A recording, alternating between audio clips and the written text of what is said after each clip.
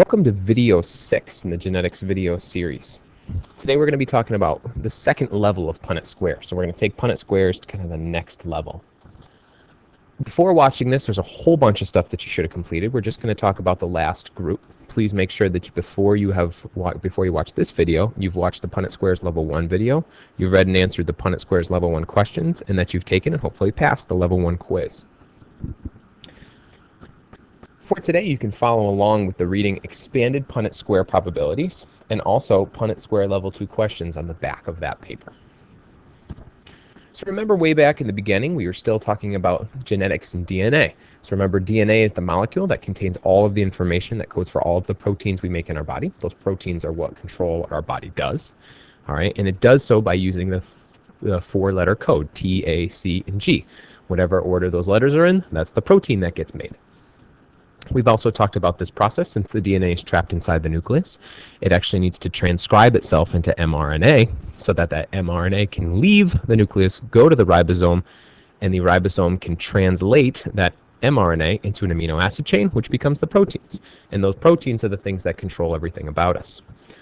Also remember that we have 2 copies of every gene, and so do your parents, which means that when they make sperm or eggs, half of their genes go into half of their sperm or eggs, and half go into the other one. And it's a complete random 50-50 chance as to which one goes into which sperm or which egg. And so what this results in is kind of a unique combination of what your parents can give to their kids.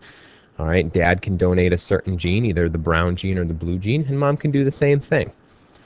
All right, now depending on which half of their genes get donated to their child determines what the child will look like. All right, in this case, dad gave a blue gene, mom gave a brown-eyed gene, so this kid, since brown is dominant to blue, would have brown eyes. We also talked about a couple of other things, phenotypes, the way people look. So phenotypes are the physical characteristics, like I have brown eyes or I have blue eyes.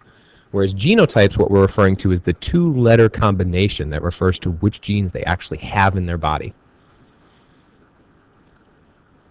We also talked about some new terms last time called homozygous and heterozygous. Remember, homozygous means the same genes, and this is referring to your genotype.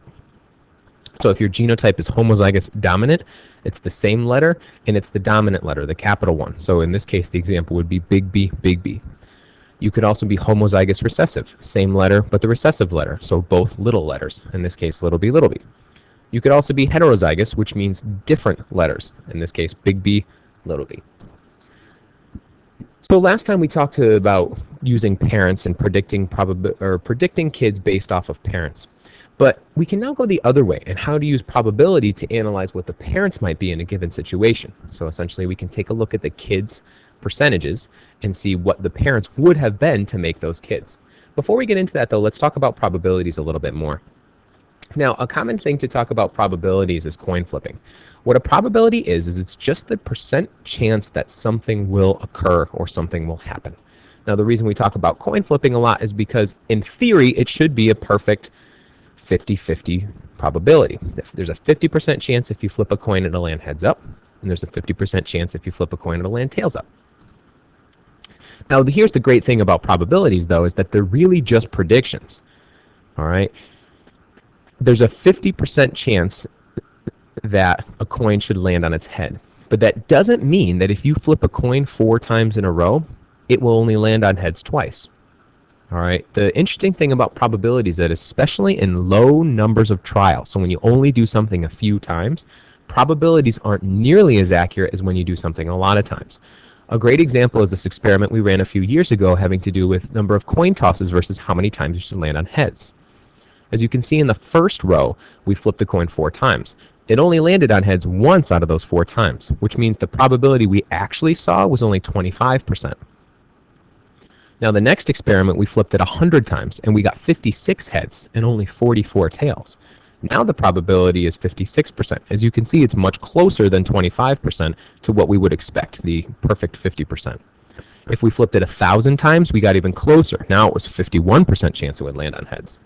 And then when we flipped it 10,000 times, we got a 49.88% chance. As you can see, that is very close to 50%, what was our predicted probability.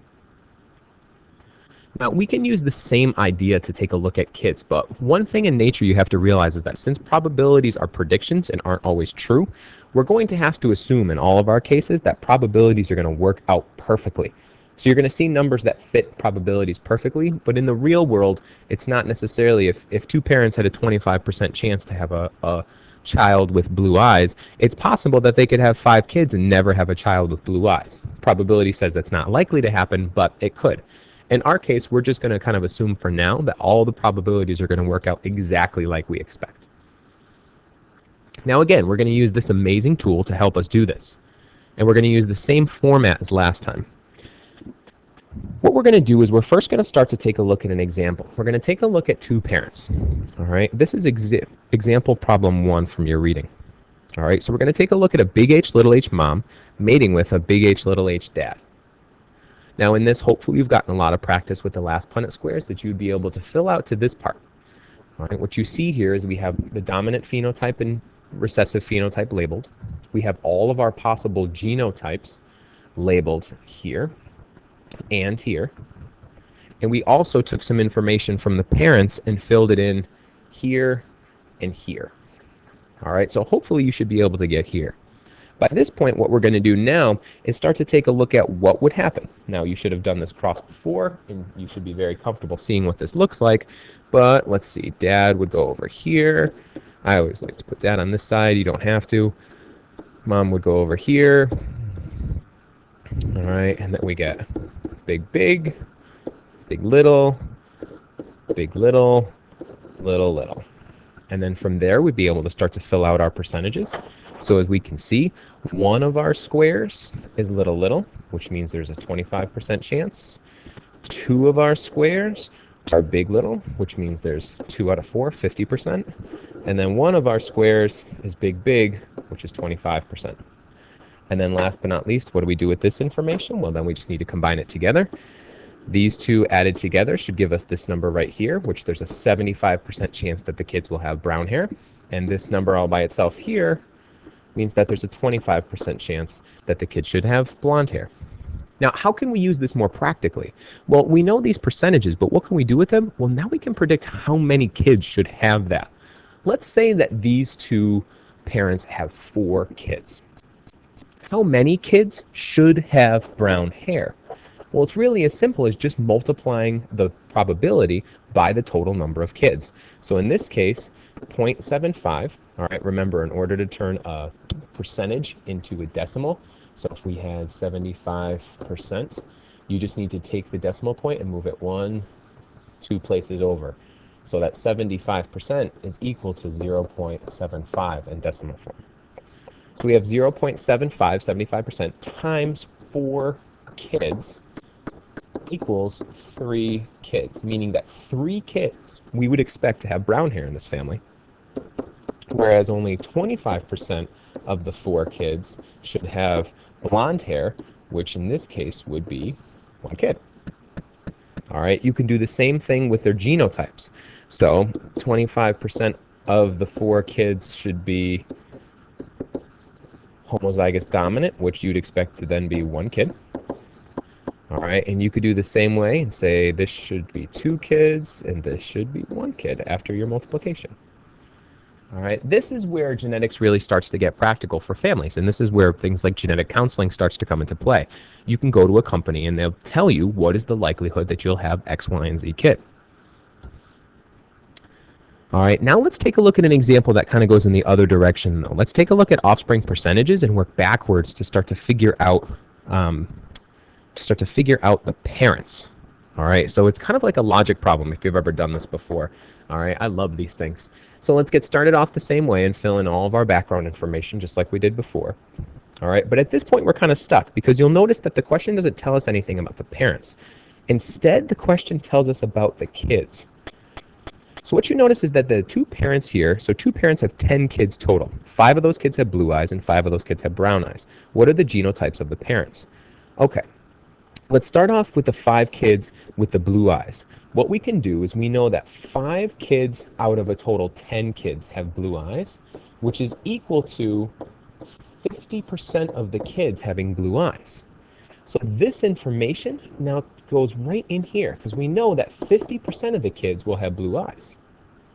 All right, we also know that 5 of those kids have brown eyes, and so 50% of the kids should also have brown eyes. Now, the tricky part about this, though, is that you'll notice that this chunk right here, there's actually 2 options that it could be. So we can't directly go from this number down to any of these. But what we can do is we can take this number right here, because this 50%, the only way to get that 50% is to be little b, which means that this 50% here also needs to be exactly the same as this 50% right here. And so we know that this needs to be 50%. All right. So now what do? Well, if we know that that has to be 50%, we can then take this number and actually go back to our Punnet square. In order to have 50% be little b, that means that how many squares do you think we would need to be filled with little b? All right, there's 4 squares total, 50% probability. That means that 2 of our 4 squares have to be little b. Now, where you write these, I usually just suggest to do it on the bottom. That's kind of where it seems easiest to me, but it's up to you. Now what do? Well, this is the best part. Now you get to work backwards from the kids to the parents. So here's the thing. If you know that right here we have a little b, then this has to come, one of these little b's has to come from right here, and this little b has to come from right there, which means you can now take that information and put a little b up here and a little b over here. Now you also know that if there's a little b here, that little b had to come from up here, and we already know that this one came from right there. So what you'll do is you'll fill in another little b up here. All right, now you know that there's a little b here, which means there must also be a little b right here. And so what we can do is we can fill in a little b there. And now the same thing works for this one. If we know there's a little b here, there has to be one little b here. So now really all we're left with is this one missing space over here to figure out what it is. So the question is it a big B or is it a little b? Now this, we have to go back to our other original information in our questions over here. We see that this number right here is 50%, which means half the kids have to have brown eyes. All right, if we're trying to decide whether in these spaces right here is going to be a big B or a little b, all we have to think about is, let's see, if it was a little b, how many total kids would have blue eyes? Because that would be little b, little b, little b, little b, little b, little b, and little b, which means that this number would actually have to be 100%. And we know it's not, so that can't be right. So we know that that can't be a little b, which means this has to be a big B. And does this give us the information we hope for? Well, we have 2 of our squares at little b, meaning they have blue eyes. 2 of our squares at big B, little b, which is 50% brown eyes, and that's exactly right. So now we can work backwards. The only tricky thing about this is that we don't know which parent is which, and really it doesn't matter. We don't know if mom is the little b one, or if mom is the big B, little b one. And you never really will know that unless they give you more information in the question. So you can just kind of guess at this point and fill in whatever you want. One of the parents is big B, little b. The other parent is little b. We also know that the homozygous dominant percentage is 0 and that this percentage is 50. All right. If you feel good about that, you can also then go in and you know that mom has brown eyes, dad has blue eyes. So in order to answer our question, what are the genotypes of the parents? We know that. We also know the phenotypes of the parents. If you were lost on that, go back and watch that section one more time to see if you can get it. If you feel like, yeah, I got that a little bit, then let's move on to the next one. Mom has blonde hair and dad has brown hair. All 100% of their kids have brown hair. What is dad's genotype? Well, if we take a look at this, all of their kids have brown hair. All right. If we know that all is 100%, we know that this number right here has to be 100%. All right. So we know that this number right here has to be 0% because none of the kids have blonde hair. All right. Now the next thing to take a look at is that we know that this 0 then has to go also right here. So one interesting thing about this information is we know that none of the Punnet squares, none of these squares can be little b, little b. They all either have to be, I'm sorry, little h, little h. I mixed up my letters. It can either be big H, or big H, little h, but none of them can be little h, because we have 0% in there. All right, now we just need one more important piece of information, and it's about mom. All right, mom has blonde hair, and dad has brown hair. Now, the reason that this is important for mom is because we know if mom has blonde hair, there's only one way that she can get blonde hair, and that's by being little h, little h. Dad has brown hair, so we actually don't know. He can either be big H, or big H, little h, and we don't know. And that's what we're going to try to figure out. We need to know what is dad's genotype. Is it big H, or big H, little h? All right, so at this point, we know mom is little h, so we can put that, little h. Now we also know that if there's a little h here, there also has to be one, at least one here, at least one here, at least one here, and at least one here, because remember, these trickle down, all right, to every square below it. So now the question becomes, what is here and what is here? Is it a little h or is it a big H?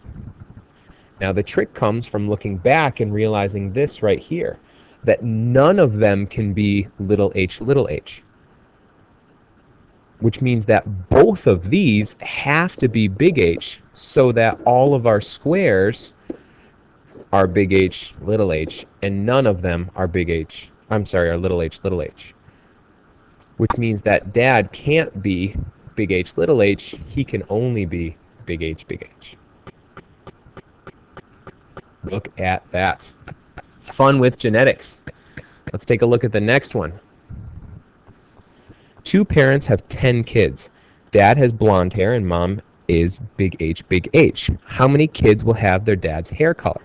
Now this is starting to take a look at a kid prediction based on parents.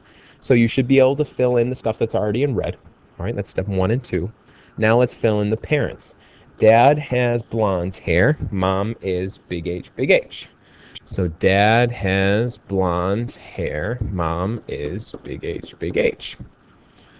All right, what else can we fill in from this? Well, if mom's big H, we know that she has to have brown hair.